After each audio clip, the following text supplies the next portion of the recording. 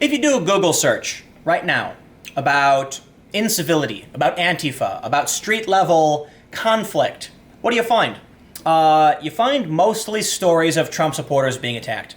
And here I am making another video because I have this from News 4 Tucson, KVOA.com. Man wearing MAGA hat, assaulted while walking downtown Tucson. He had his ankle shattered, okay? And look, I want to clarify just before we start off this video and read through this. There is what's referred to as like ultra-nationalist, far-right traditionalist acts of extreme, terror. I'm trying to avoid certain words, as you've noticed as of late. But these are rare, but they're like really high profile. So the news reports on these things far and wide, and we don't hear a lot about the low-level stuff like a guy having his ankle shattered for simply wearing a hat. But the local press does cover it. Is this going to make it to CNN? No. I wonder why not. This is kind of a crazy story, by the way. This is a guy who's minding his own business, and someone actually jumped on his ankle to try and severely injure him, broke his leg, right? Straight up. So I think it's fair to say, you do a Google search, you're going to find overwhelmingly, in terms of physical acts of violence and injuries, it is the left attacking the Trump supporters. Plain and simple. There's an article from Breitbart, 639 instances of harassment and assault. So it might be a bit hyperbolic, but you can go through it and actually find tons of stories. But let's look at this one. Jonathan Sparks is passionate about his political beliefs, but he said those beliefs were attacked while he was walking around Tucson. I had this video of him, which maybe I'll play in a second. But here he is. I don't know what he's holding up. It says he's holding up a Trump sign, and he's got a cast on. He says, "And oh, was it painful? My ankle was just hanging there," said Sparks. As Sparks walked downtown, a man attacked him from behind. "I felt a very strong grasp on my hat. It pulled me back and grabbed a lot of hair," Sparks said. "The assailant jumped onto my ankle from behind, and so not knowing my ankle was broken into 4 pieces, I turned around to grab and take the hat back. My hands latched onto the hat." According to Sparks, they both fell to the ground. Then I heard words like, I'm not going to read that, Trump, and, the typical things people yell at Trump supporters. He was shouting things like that, Sparks said. He came over the top of me, and over again, he hit me. People nearby ran over and pulled the attacker off Sparks. They held him down until police arrived. Tucson Police Department said the man was arrested for assault. Just assault? That's serious, man. I was making a statement that I personally believed that, he said that he made a statement that he believes Donald Trump is a fantastic president of the United States. He thinks that intolerance to his ideology was the flame. And he's got this sign. They say, Sparks made this sign to show his support for Trump. And it says, "Jobs, not mobs, vote Republican this Tuesday." What is this story from? This is a story from yesterday. Okay. So they say, Sparks said he felt things would be different if he was carrying an anti-Trump sign, a rainbow sign, or if he was a black guy, which then he said he thinks there would be a sea of reporters there. Sparks is now recovering from surgery after spending 20 hours in the hospital. He said he had a lot of time to think about the assault. And here we can see a photo of his broken leg. "I was attacked with vengeance by an evil man, but you know what I learned? You know what God taught me through the whole thing? How wonderful Tucson is," said Sparks. There were people who pulled him off, paramedics who stayed with me. There was a police officer that protected me. It's a relatively short story.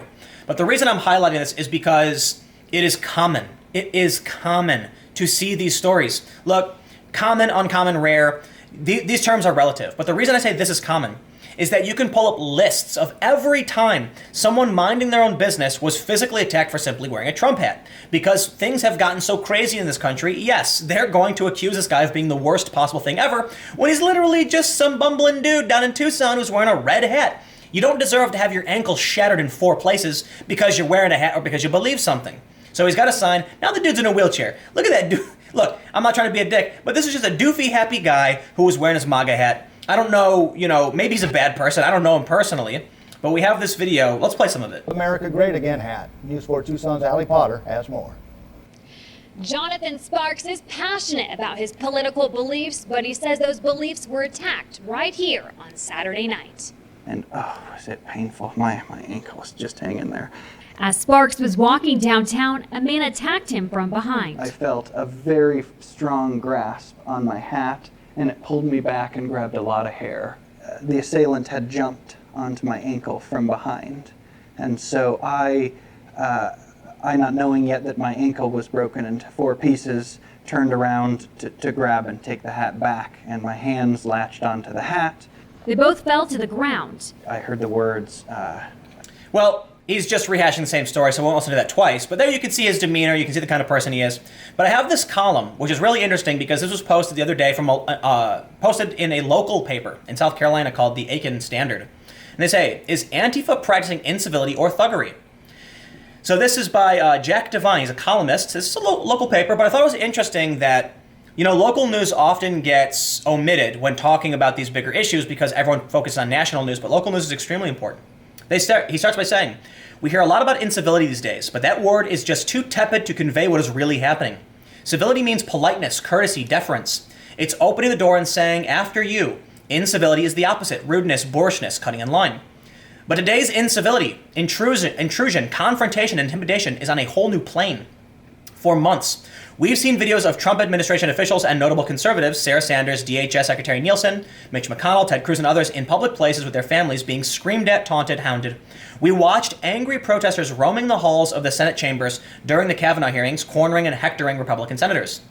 These are precisely the actions urged by Maxine Waters. If you see anybody from that cabinet in a restaurant, in a department store, at a gasoline station, you get out and you create a crowd. You push back on them, and you tell them they're not welcome anymore anywhere. Think about that for a moment. Not welcome anymore anywhere. Waters is prone to saying loony things, so her words were not particularly shocking. What is shocking is the deafening silence from the leadership of the Democratic Party. Some, in fact, are doubling down, per Hillary Clinton. Civility can start again when the Democrats take the House or the Senate. Evidently not. Last Thursday, just 2 days after the midterms, an angry mob showed up at conservative TV commentator Tucker Carlson's house shouting, "Racist scumbag, and we know where you sleep." As Carlson's wife, he was not at home, hid in the pantry frantically dialing 911. And he makes a really good point. First of all, I'm going to mention a very important story. When Maxine Waters said, when you see these people at the cabinet in a restaurant, you push back on them, yes. And there was a guy in Minnesota who was a GOP candidate, and someone went up to him and punched him in the head. He fell down, hit his head, got a concussion. That's what happens when you tell people to push back on other people. But I think he's bringing a good point that even following the midterms, Tucker Carlson thing just happened, right? For those that aren't familiar, they showed up to his house, they banged on his door. Tucker Carlson says they broke the door, they claim they didn't. That someone spray painted in his driveway the anarchy symbol, the cops confirmed that's true, and everyone's debating over what really happened. But suffice it to say, the left and the right are unified in that the protesters showing up at Tucker Carlson's house was wrong. Was absolutely wrong. In fact, in the op-ed written by one of the protesters, they acknowledged that if they were at home and protesters show up protesters show up to their home, they would be upset and scared as well. So they say, Adam Pike, a leader of Smash Racism DC, the Antifa group that marched on Carlson's home, seemed quite pleased with their accomplishment. In his online account, he reveals clear and very troubling insights into the minds of those who do such things. Pike explained that last Thursday's incursion was not a mob, just a demonstration by 13 or 14 protesters who congregated outside Carlson's house for about 10 minutes.